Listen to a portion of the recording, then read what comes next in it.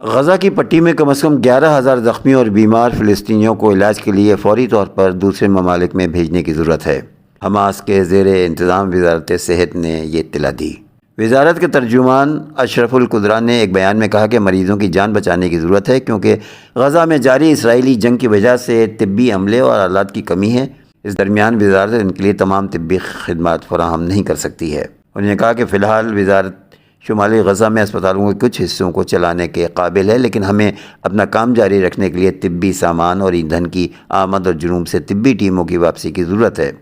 وزارت نے کہا ہے کہ غزہ پر جاری اسرائیلی حملوں میں اب تک خواتین اور بچوں سمیت 27,708 فلسطینی جاں بحق ہوئے ہیں، جبکہ 67,147 دیگر زخمی ہوئے ہیں۔ فلسطینی پناہ گزینوں کے لیے اقوام متحدہ کے ریلیف اینڈ ورکس ایجنسی کے مطابق غزہ پٹی میں اس کی 84% صحت کی سہولیات اسرائیلی حملوں سے متاثر ہوئی ہے۔ اسرائیلی وزیراعظم نتن یاہو نے کہا ہے کہ امریکی وزیر خارجہ کو بتا دیا گیا ہے کہ ہم فتح کے بہت قریب ہیں، مکمل فتح کے سوا دوسرا کوئی آپشن نہیں ہے۔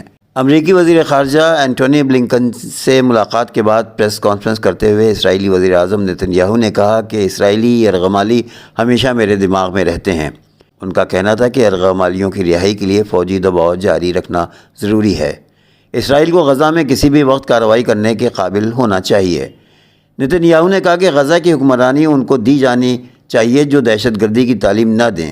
اسرائیلی فوج کو حماس کے آخری گڑھ رفح میں آپریشن کے لیے کہہ دیا گیا ہے۔ اسرائیلی وزیر اعظم نے مزید کہا کہ دشمن جانتے ہیں کہ حل یا تو سفارتی راستے سے نکلے گا یا فوجی ہوگا۔ اس مسئلے کو حل کیے بغیر ہم چین سے نہیں بیٹھیں گے۔ انڈین نیشنل کانگریس نے جمعرات کو مودی حکومت کے خلاف بلیک پیپر جاری کرتے ہوئے بے روزگاری سمیت کئی اہم مسائل اٹھائے۔ پارٹی نے اس پیپر کو 10 سال انیائے کال یعنی ناانصافی کے 10 سال کے نام سے جاری کیا ہے۔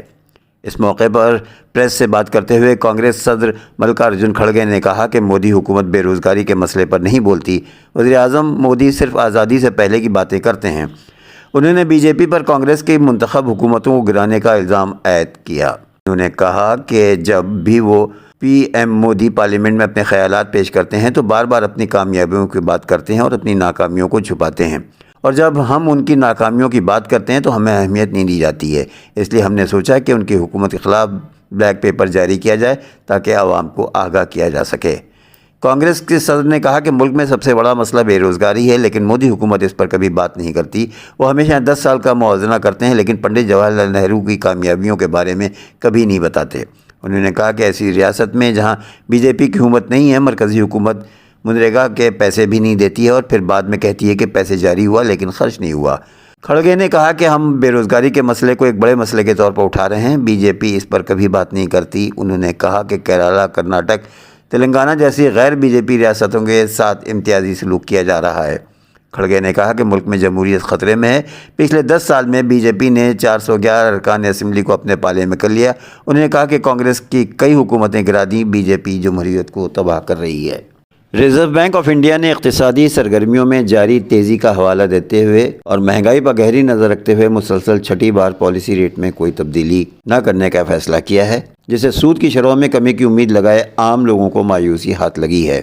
آر بی آئی کے گورنر شکتی کانت داس نے جمعرات کو رواں مالی سال کے آخری 2 ماہی مانیٹری پالیسی کا اعلان کرتے ہوئے کہا کہ مانیٹری پالیسی کمیٹی نے مانیٹری پالیسی کو برقرار رکھنے کا فیصلہ کیا ہے۔ اس کے پیش نظر ریپو ریٹ کے ساتھ ہی تمام اہم پالیسی ریٹ بدستور رہیں گے اور ہم آہنگی سے کے رخ کو واپس لینے کا فیصلہ کیا ہے۔